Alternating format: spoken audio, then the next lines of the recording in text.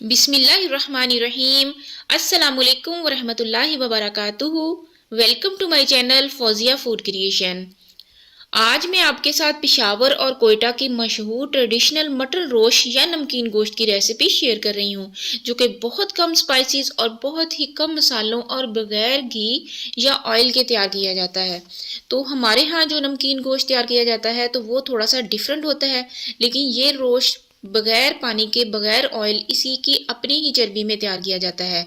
और यकीन कीजिए इतना मज़े का बनता है ये नमकीन गोश्त या मटन नमकीन रोस्ट। इतना जूसी बनता है कि आप एक बार इसको ट्राई करेंगे तो बार बार आपको इसको बनाने का दिल करेगा। और इतना मज़े का ये बनता है मटन नमकीन रोस्ट।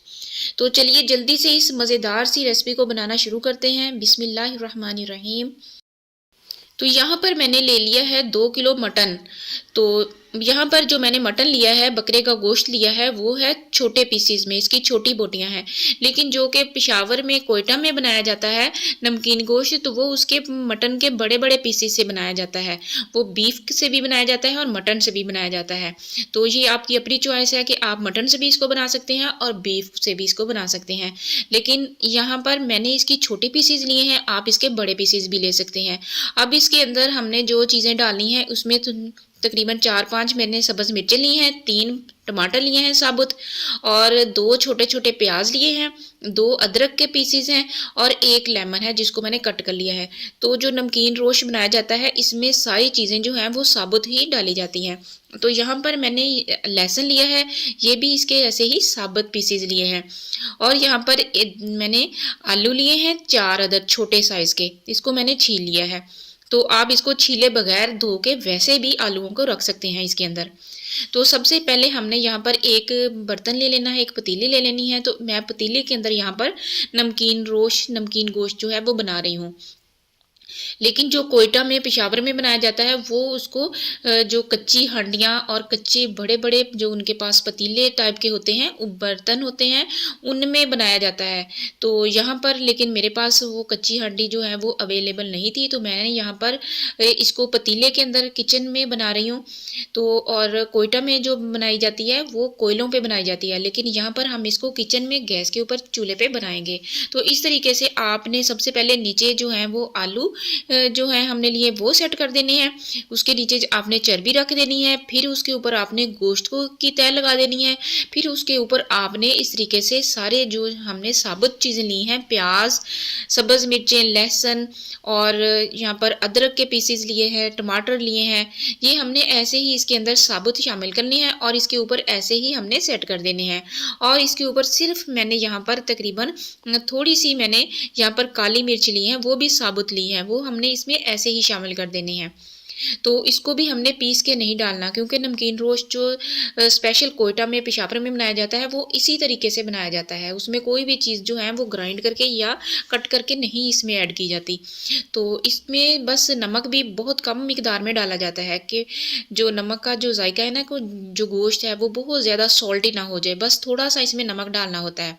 तो यहाँ पर मैं एक छोटा सा गिलास जो है पानी का इसमें डाल रही हूँ, लेकिन जो कोयटा में और पेशावर में बनाई जाती है उसमें बिल्कुल भी इसके अंदर पानी नहीं शामिल किया जाता, क्योंकि वो कच्ची हांडियों में कच्ची बड़ी बड़ी जो उनके पास होते हैं साइज़ के पतीले टाइप के, उसमें बनाया जाता है। तो उसमें फिर वो पानी नहीं डालते और इसी के अपने गोश्त के अपने पानी में के साथ ही इसको बनाया जाता है, पकाया जाता है। लेकिन यहाँ पर मैं गैस के चूल्हे पे बना रही हूँ और इसमें मैं थोड़ा सा इसमें बस पानी ऐड कर रही हूँ। तो बहुत ज़्यादा नहीं, बस बिल्कुल थोड़ा सा इसमें ऐड करना है पानी। और फिर इस तरीके से इसको बंद कर देना है। इसको ढक्कन लगा के इसकी सारी साइडों पर आप आटा लगा के भी इसको बंद कर सकते हैं। आटे के साथ अच्छे तरीके से ये बंद हो जाएगा तो इसकी स्टीम जो है वो अंदर तक रहेगी। लेकिन मैंने यहाँ पर इसको फॉइल पेपर जो है वो लगा के तो बंद किया है। तो इस तरीके से भी इसको सारी साइडों से हमने अच्छे तरीके से फॉइल पेपर से बंद कर देना है, ताकि इसकी जो स्टीम है वो बिल्कुल भी बाहर रिलीज ना हो और इसकी अंदर में ही रहे। और सबसे पहले हमने यहाँ पर इसका फ्लेम जो है वो हाई रखना है और या फिर मीडियम कर देना है। तो इसको हमने तकरीबन 5-7 मिनट हमने इसको पकाना है मीडियम फ्लेम पे। और फिर इसके बाद हमने जो इसका फ्लेम है बिल्कुल लो दम वाला, जिस तरह हम चावलों को दम लगाते हैं तो बिल्कुल स्लो हमने कर देना है और स्लो आंच पे इसको तकरीबन 2 घंटे के लिए हमने पकाना है। और ये बिल्कुल आहिस्ता से 2 घंटे में जब पकेगा ना तो गोश्त जो है वो अंदर तक अच्छे तरीके से सॉफ्ट हो जाएगा। और जब अगर आपने बीफ बनाना है तो उसके लिए आपने तकरीबन 3 से 4 घंटे आपने इसको पकाना है। तो यहाँ पर तकरीबन मैंने यह 2 घंटे पकाया है इसको बिल्कुल लो फ्लेम पे, और हमारा गोश्त जो है वो बिल्कुल अच्छा सा रेडी हो चुका है। अब यहाँ पर हमने बिल्कुल आहिस्ता से इसका ढक्कन उतारना है, और जो हमने फॉइल पेपर लगाया उसको भी बिल्कुल स्लो उठाना है, क्योंकि इसके अंदर जो स्टीम है वो बहुत ज़्यादा बनी हुई है। तो वो फिर इस एकदम से जब हम इसको उठाएंगे तो वो मुंह के ऊपर पड़ेगी। तो इसलिए हमने इसको बिल्कुल आहिस्ता से इसकी स्टीम जो है निकालते निकालते ना फिर इसको हमने इसका ढक्कन जो है उठाना है। तो यहाँ पर देखिए माशाल्लाह से गोश्त जो है वो हमारा हर चीज़ जो है बहुत अच्छे से गल चुकी है। लेकिन अगर आपको लगे कि यहाँ पर हमारा गोश्त जो है वो अच्छे से गला नहीं है, अभी उसमें है टाइम, तो फिर आप उसमें थोड़ा सा पानी डाल के तो दोबारा से इसको चूल्हे पे आप तकरीबन आधे घंटे के लिए रख सकते हैं। तो यहाँ पर देखिए मैंने 2 घंटे इसको पकाया है बहुत ही स्लो फ्लेम पे। लेकिन इसके अंदर अभी भी यहाँ पे देखें इसके अंदर जो गोश्त का पानी है वो है मौजूद है, और इसका बड़ा ज़बरदस्त सा इसका शोरबा सा इसकी यखनी सी जो है ना वो तैयार हुई है।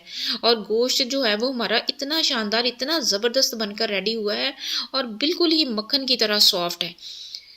तो ये देखें माशाल्लाह से इसका कलर भी चेक करें कितना ज़बरदस्त है कितना शानदार है, और बिल्कुल ही ये लाइट सा हल्का फुल्का सा गोश्त है। और ये आम गोश्त से जो हम बनाते हैं ना उससे बहुत ज़्यादा मिकदार में ये खा हो जाता है, इतना मज़े का ये बनता है। और खाते खाते बंदे को पता भी नहीं चलता कि इतना हमने खा लिया है। और ये इतना मज़े का बनता है, ये आप दावतों में भी इसको बना सकते हैं, या फिर घर में आप खुद इसको भी इंजॉय कर सकते हैं बना के। और इसको बकरा ईद पे, जब बकरा ईद पे गोश्त बहुत ज़्यादा होता है तब भी ये आप डिश जो है वो तैयार कर सकते हैं। इतना मज़े का ये नमकीन गोश्त बनता है। तो माशाल्लाह से ये देखें इसका जो शोरबा सा है वो भी कितना मज़े का है। तो ये देखें गोश्त जो है वो हमारा बिल्कुल अच्छे से हड्डियों से भी अलग है, और इतना सॉफ्ट इतना मज़े का है कि ऐसे मुंह में डाले ना तो मुंह में ऐसे घुल सा जाता है, इतना ये सॉफ्ट बना है। आप लोग इस रेसिपी को ज़रूर ट्राई कीजिए, और बहुत ही कम मेहनत से बहुत ही कम जो है मसालों से ये तैयार होती है।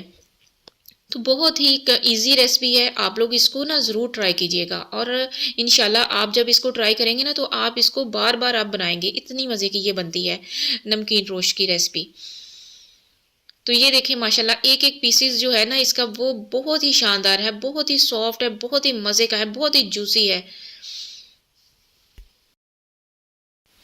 इसके खाने से कोई इतना हैवीपन नहीं फील होता, और ना ही कोई भारीपन फील होता है, बस बहुत ही हल्का फुल्का सा ये गोश्त है, और बहुत ही मज़े का बनता है ये।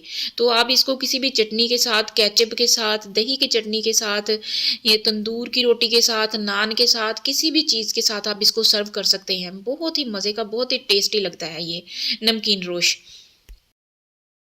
बस आपने इसको पकाते वक्त ये एहतियात रखनी है कि ये जो डिश है वो बहुत ही कम जो फ्लेम है ना उस पे पकाई जाती है, बहुत ही दम वाली आंच पे।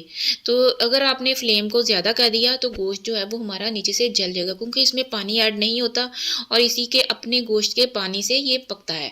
तो जब हम इसकी स्लो फ्लेम करेंगे तो बिल्कुल लो फ्लेम पे ये बिल्कुल आहिस्ता आहिस्ता गोश्त के अंदर से पानी निकलेगा, तो फिर उसी में ये पकेगा। तो इसको भी तकरीबन टाइम भी ज़्यादा लगता है, तो 2 घंटे तकरीबन इसको टाइम देना पड़ता है।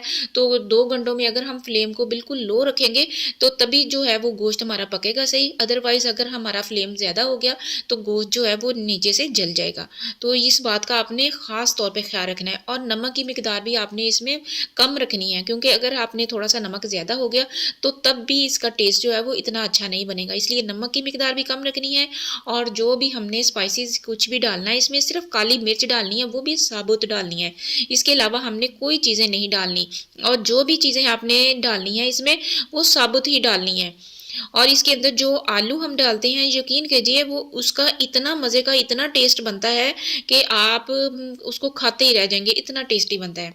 तो ये देखिए माशाल्लाह से अल्हम्दुलिल्लाह हमारा जो नमकीन रोश है वो कितना शानदार कितना ज़बरदस्त बनकर तैयार हुआ है। इसका कलर भी चेक करें, और माशाल्लाह इसकी लुक देखें कितनी शानदार है। अपना बहुत सा ख्याल रखिएगा। अल्लाह हाफिज़।